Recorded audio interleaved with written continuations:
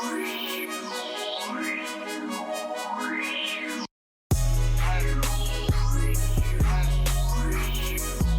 ended the last video and we talked about how coal could be brought out of the ground, how we could mine it, how we could get it to the surface, if it was under the ground, what kind of downfall that might have to the miners. But now it's on the surface, it's here, it's ready for us to use in our power plants. So what do? Hint, hint, hint. The first thing we do, obviously, is we mine it out of the ground. And then once it's on the surface, we kind of crush it down into this powder. This fine coal dust, this fine coal powder is then put into a boiler. And the boiler takes this water and converts it to steam. So we now have taken coal and turned it into steam. Steam is going to be sent through a bunch of whole contraption of pipes and this pipeline assembly, and it's going to eventually start spinning a turbine. Well, this turbine is going to then be connected to a generator, and this generator is going to spin a bunch of metal around magnets and create an electrical field. Remember that. What do we use all that for? Well, ultimately, it powers, again, our lights. And I know we keep bringing this up, but coal is one of the largest providers of electricity to the state of North Carolina and to Davie County. It's important to know where our energy comes from. What is it made of? Well, mostly it's carbon.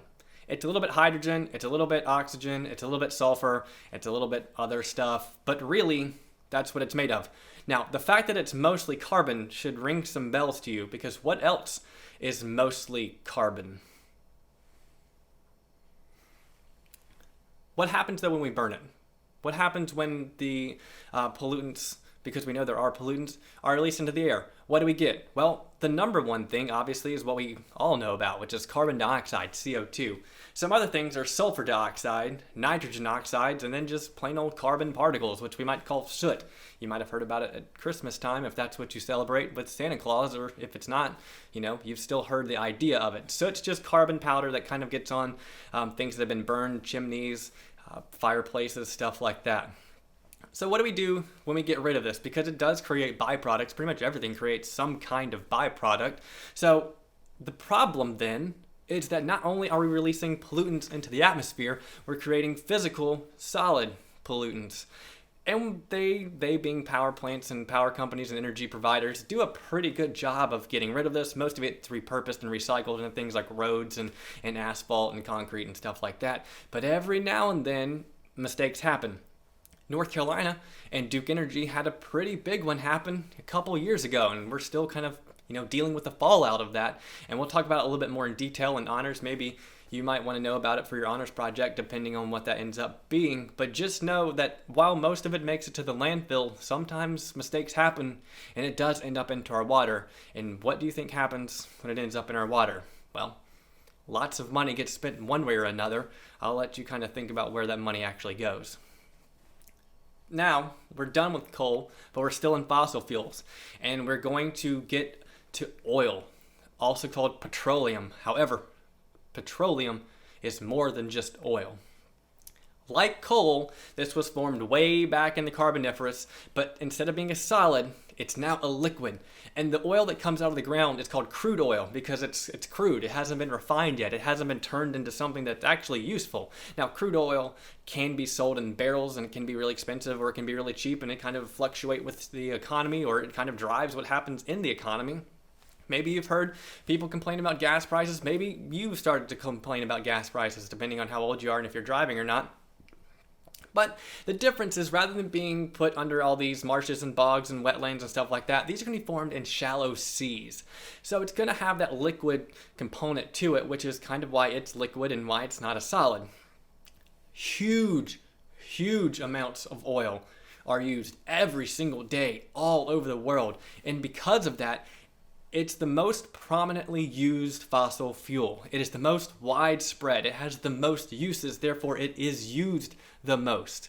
Where do we find it? Well, the US actually has a lot of it. Russia has some of it. Europe has some of it. But if you've followed any kind of history, especially, current geopolitical situations, a lot of it does come from Middle Eastern countries.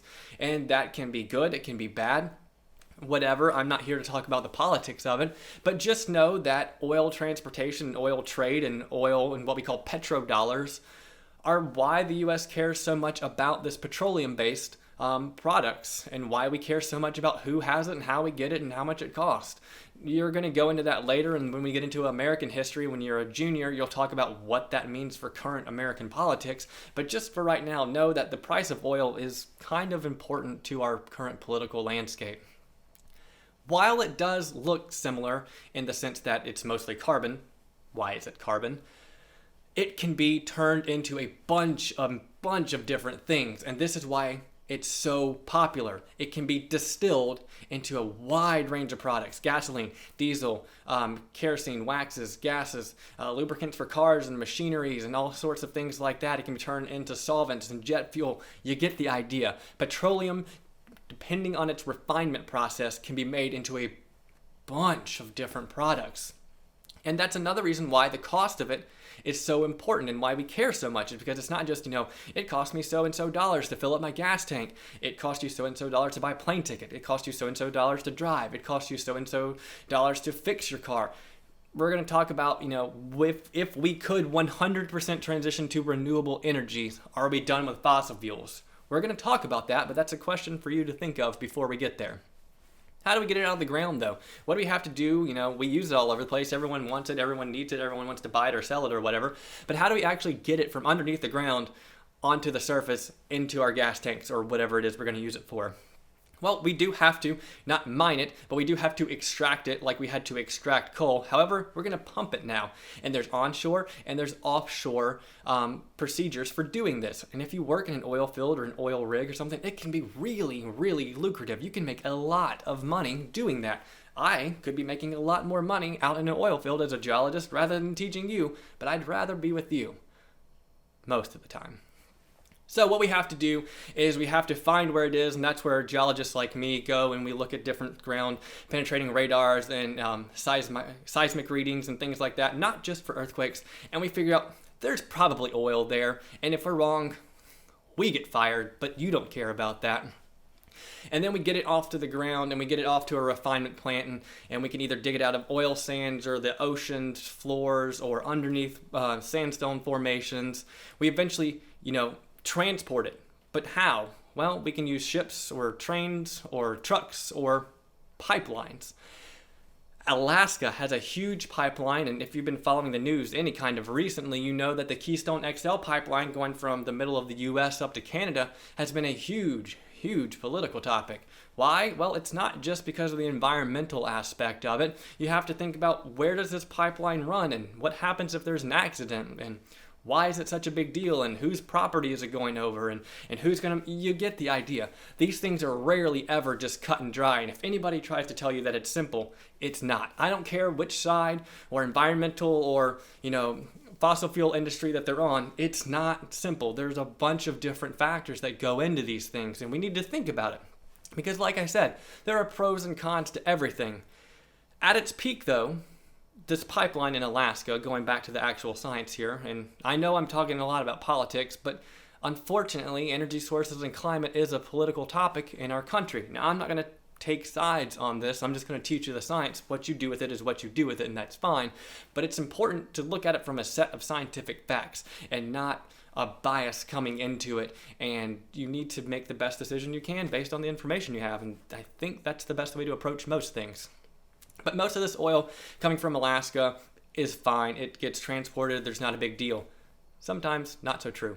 The Exxon Valdez, which happened before you were born, was one of the largest oil spills up until Deepwater Horizon in U.S. history and in world history. This tanker had an accident. It spilled a bunch of oil onto the ocean. It covered a bunch of different land animals. It covered a different set of flying things, mostly, birds, but there were other things that kind of dove down to catch their prey that weren't just, exclusively that.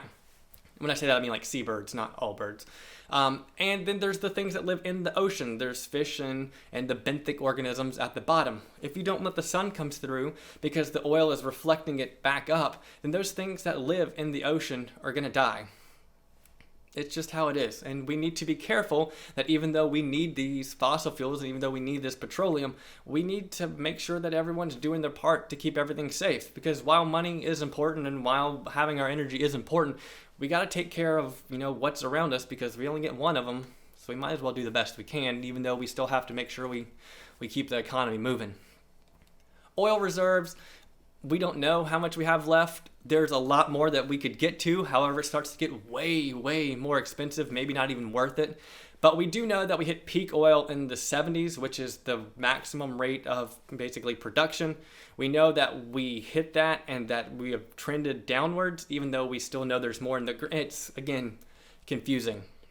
I understand it's confusing. We don't know when we're going to run out. Some estimates say it's 50 years. Some say it's 150. Either way, we should probably start planning on what happens when we do run out of oil, because it's going to happen sooner than we'd like.